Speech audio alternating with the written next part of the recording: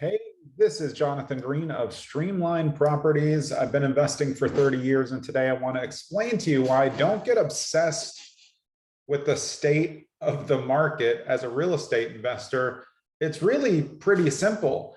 If I'm always looking at the market and trying to judge if it's a good market, a bad market, or a little bit of a medium market, I'm not doing my job as a long-term real estate investor.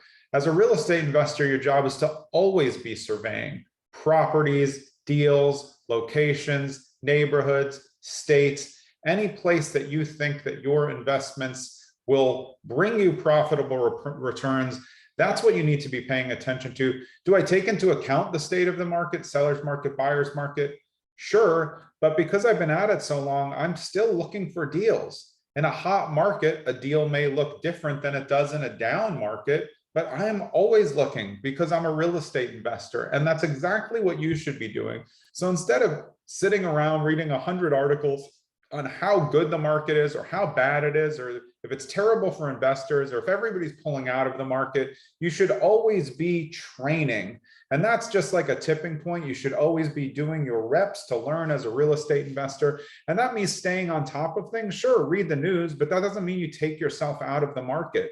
May I not invest as much right now because the market's pretty steamy? Sure, I'm still looking for deals every day because I like deals and I like to make money on real estate. And it's still, there's always an option to make money on real estate in any type of market that's out there. It depends what your off-market marketing is like, depends what your relationships are like, who will bring you deals to your doorstep, and whether your funding and finances are ready to do more deals.